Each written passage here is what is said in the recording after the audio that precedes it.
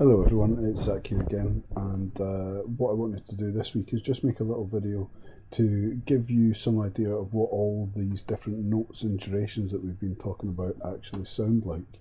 So you'll have heard things like crotchets and quarter notes and semi-breves and whole notes, 16th notes and semiquavers, these type of words. But I thought it might be useful if you actually could hear what these sounded like. And more importantly, if you could hear what they sounded like in connection with one another and when they work together. So what I've got here is two programs up and running, just in case anyone's interested. I've got Pro Tools on the right hand side of the screen and Sibelius on the left hand side of the screen. And Sibelius, this white half of the screen here, will show you what these notes look like and show you how they interact on this little illustration score that I've got for you. And really you don't need to worry about what's happening on the right hand side of the screen, because it's just me turning on and off different channels to let you hear how things sound with each other. So this is just a very brief example, and I'm sure there are a lot of people who could probably find other ways of demonstrating this, but I just wanted to make a really quick rough video just to help with it. These people who've been saying in the forums things like, what do these notes actually sound like and how do we know what we're actually hearing and how to describe it. So hopefully this will help. So what I've done is I've set up this score so that we're just looking at it in 4/4 or common time. And you can see that from the time signatures on the different lines of music here. And what I'm going to do is I'm going to use 4 crotchet beats per bar with a bass drum sound as our kind of basis for everything, because then that gives us our beat, it gives us our pulse, and it allows us to see how everything else interacts with it. So the way that that sounds is like this. Here, 1, 2, 3, 4. 1, 2, 3. Again, 1, 2, 3, 4. That would just repeat on and on. Just going to stop that just now. That's what we're going to use as our basis, and this is our crotchet beats when we're in 4/4. 4/4 means 4 crotchet beats per bar, and these are our 4 crotchet beats. 1, 2, 3, 4, 2, 2, 3, 4. So there's no point labouring that at the moment. What I'm going to do is I'm going to go back into the Sibelius score here, and I am going to move on next to talk about quavers.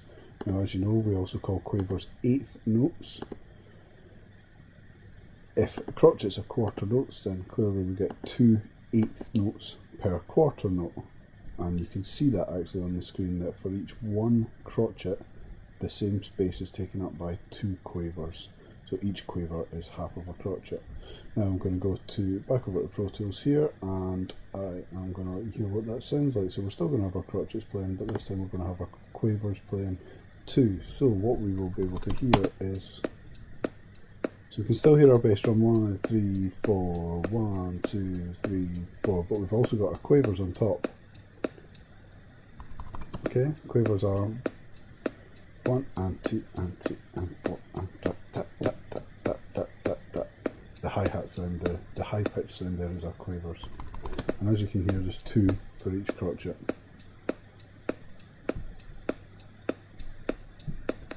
Okay, so that's a fairly simple division of the beat. Let's go on to look at minims. Now, minims are also known as half notes, and as we can see, in a bar of 4 beats, we get 2 minims per bar, meaning obviously that minims are worth 2 beats. So just as quavers occupied this, 2 quavers occupied the space of 1 crotchet, 2 crotchets occupy the space of 1 minim. So what I'm going to do now is I'm going to just get rid of this line just now. So all we're looking at here is the sound of the minims played against the crotchets. I'm going to go over to Pro Tools here, and I am going to have these playing simultaneously so you can hear the difference. Again, the crotchets will be the bass drum note that we've been used to hearing so far. So we've got 1, 2, 3, 4, 1, 2, 3, 4 in the bass drum there. But what we're hearing on top of that is a cymbal sound. 2, 4. So what these are each lasting for 2 beats. Listen again. 2, 2, 3, 4, 1, 2, 3, 4, 1, 2, 3, 4. They're being played on beats 1, and we can see that that lines up with beat 1 on the music, and beats 3, and that lines up with beat 3 on the music.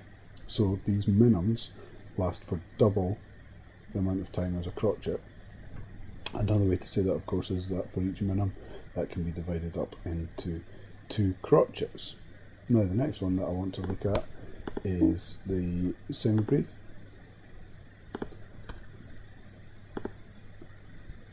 And this is what we also call the whole note.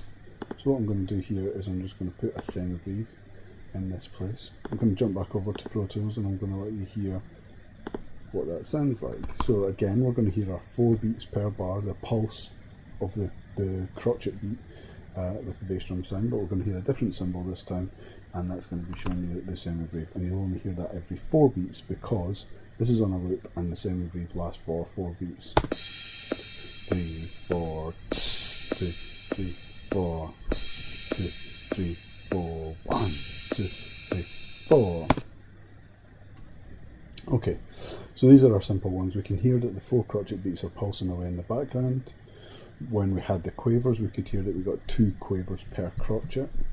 When we had the minimums, we heard that we got 2 crotchets per minimum. And when we had the semibrief, we heard that we got 4 crotchets per semibrief. Of course, the other thing to note is that we get 2 minimums per semibrief. I'll just put that in so you can see that on the score at the same time. So this time what we're going to hear is the semibriefs, the crotchets and the minimums in the audio example, and you can follow that on the score. 1, 2, 3, 4. So we've got the semibrief, second minimum. And let's just put the quavers back in there just so you can hear all these simple divisions together.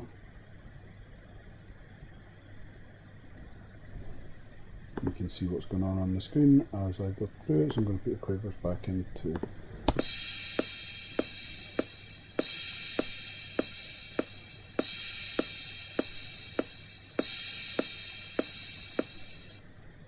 Okay.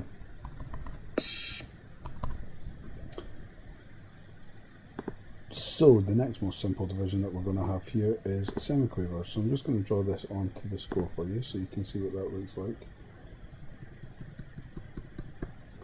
And as we can see, we get 16 semiquavers per semibrief, which means that we call semiquavers 16th notes, and that's another name for them. So what we're going to hear this time, just for simplicity, is we're going to hear the crotchet, the quavers, and the semiquavers this time.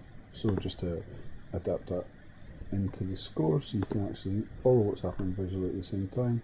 We're not going to have any semibriefs playing, we're not going to have any minimums playing, we're just going to have crotchets or quarter notes, quavers or 8th notes, and semiquavers or 16th notes, so you can hear what that sounds like.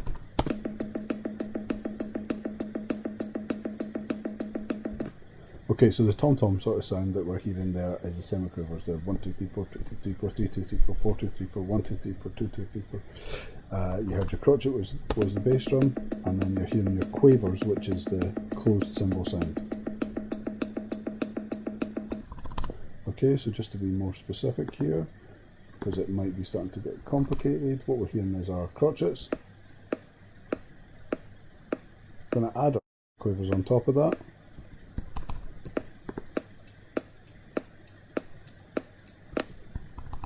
And then we're going to add our semiquavers on top of that.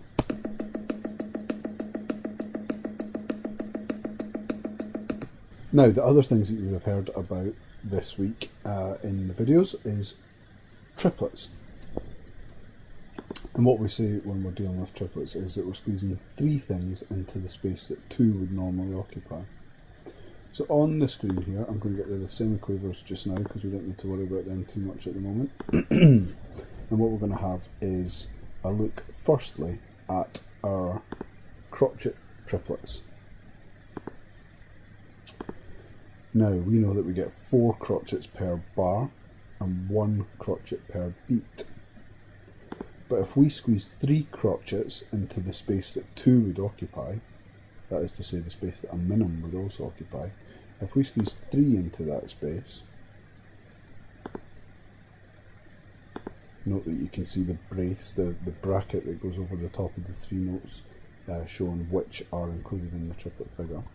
What this means is that we get 3 crotchets in the space that 2 would occupy, and I'm showing you this on the screen right next to the simple crotchet beats in 4/4, so you can see that where 2 normal crotchets exist, we've got 3 crotchet triplets in the same space. And what I want to do is give you an audio example of that again so that you can hear just how different these two things actually sound, and you can hear the compressed feeling that you get of squeezing 3 crotchets into the space that 2 should occupy. So I'm going to start just with our crotchet beat. 4, 1, 2, 3, 4, just as we have had so far already. And what I'm going to do is I'm going to layer the crotchet triplets on top this time. 2, 3, 4, here they come.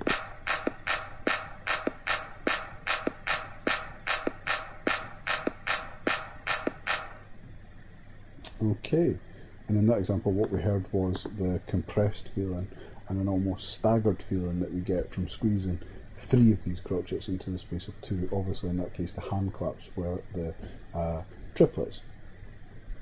Now this is an interesting one because it really does give us this feeling of things being compressed into space. What I'm going to do is I'm going to get rid of these for the moment. And if you look over at the score again, what we'll see is that I'm going to put in quaver triplets this time.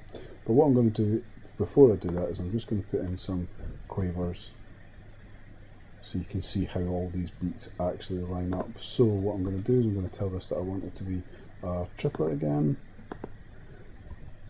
And this time, because the notes are beamed, we've just got the 3 sitting above to signal that this is a triplet. We don't need a bracket in this case. And again, what we can see if you look really closely is for each 2 quavers, we've got 3 squeezed into the space that 2 would occupy when we're dealing with quaver triplets. 2 quavers fit into the space of 1 crotchet, so 3 quaver triplets fit into the space of 1 crotchet. Okay, so what I'm going to do is I'm going to play this to you, and this time what I'm going to have is a crotchet beat playing away in the background as it has been. Let me just give you a little example of that so you can hear how it sounds again. 4, 1, 2, 3, 4. Just churning away like a steady pulse, like a heartbeat in the background, so that we've got a point of reference for everything else that's going to be going on. Let's hear that again, and this time with the quavers, just to refresh our memory. Okay, so we've got 1 and 2 and 3 and 4 and. So 2 per crotchet beat. And this time let's put the quaver triplets in there as well. 1, 2, 3, 1, 2, 3, 1, 2, 3, 1, 2, 3.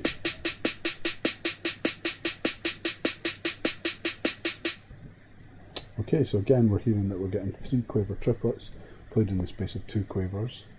Obviously 2 quavers are played in the space of 1 crotchet, so we're getting 3 quaver triplets per crotchet.